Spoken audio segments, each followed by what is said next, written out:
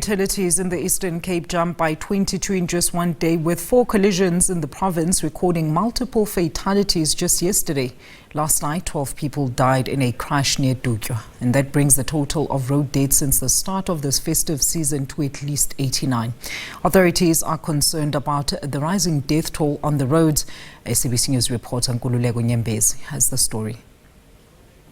This is N2. You'll remember that yesterday we had a roadblock here with the Department of Transport, Tourism and other departments trying to make an awareness about road carnages here in the Eastern Cape, but only to find that just last night plus minus 12 people perished on the N2 just near the Dutywa here in the Eastern Cape, where a taxi or a Quantum collided head-on with a Ford Ranger, and then in that accident plus minus, in fact, 12 people died there in that incident.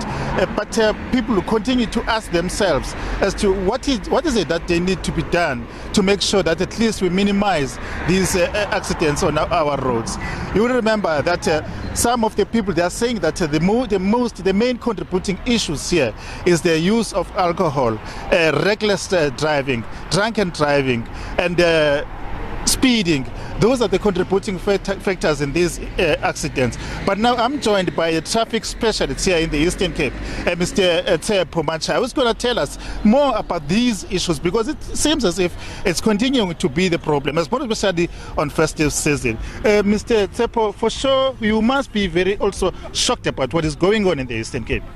Yes, it is very much worrying, because you see the manner in which accidents multiply in a day. As you have already mentioned, that in yesterday only there are more than 22 accidents that happened that claimed lives. So that on its own is worrying. But we have noted with concern as people to say this is a societal matter. It has to start from the society, that we address these issues right at the community leadership, areas where traditional leaders will be involved, church leaders, even political parties themselves. They have to be involved, because looking at it now, it means everyone is going to die, whether you are innocent or not. And the use of alcohol, of course, is playing a major role, and the road rage. That's another problem. People, and especially with youngsters, young people that are dying on our roads, you'll find that they were actually speeding and they were fighting possibly over nothing that we don't, and in fact over something that we don't know. So those small things, they contribute a lot, and innocent lives are actually dying. One other thing that I've noted, having visited quite a number of these accidents, we have found that most of the people that are there, they are actually wearing their cultural attire. What that means, therefore, imikiti, most of the people, they were coming from imikiti, or they were going.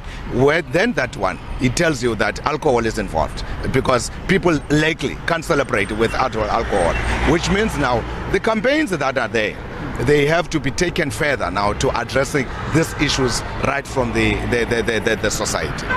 Let's talk about fatigue, because we know that from Cape Town to Mthatha alone is plus minus 1,200 kilometers, so it's quite far. Then if maybe you are driving from that particular province from here to here, then it means that you have to rest. But we have found out that those taxi drivers, some of them, they don't. Well, I think, as I've said, it has to be addressed at a broader level. Yes, they don't relax, they don't rest. We usually say you drive for about 200 kilometers, give yourself time to rest, or you drive for 2 hours, and then, but it all depends how strong you are. So if you feel tired, even if you have driven for 100 kilometers, for your safety, we advise that do relax. Now, the commission that is coming up with the taxi operators, that's the one thing that is actually forcing them not to relax, because they are being paid, some of them, according to loads that they take. Imagine, as you are saying, it's 1,312 from Cape Town, then that particular person will have to go back to Cape Town. You multiply that by 2 or by 4, then it tells you that that person is exhausted. And the issue of the use of these energy drinks, we also discourage it, because they they work if they work, but we doubt very much that they assist at the end of the day, because they don't report that I'm about now to expire on your body system. So it's better. The only thing to fight fatigue, give yourself a rest and sleep. It's just for about an hour, then you're fresh thereafter. You will be a fresh driver again. We know that comprehensive programs or awareness programs were conducted, but it seems as if those programs, awareness campaigns, are not working. So what is it need to be done exactly? I think we should make it that it be a 365-day campaign. We don't only come when it is peak period, when it is Easter's, and when it is the December time, Christmas. So it should be something that we do during the course of the year, sensitize people, and people also now, we have noted with concern that they take these campaigns for granted and they are not really taking any safety measures to safeguard themselves and other people that are on the road.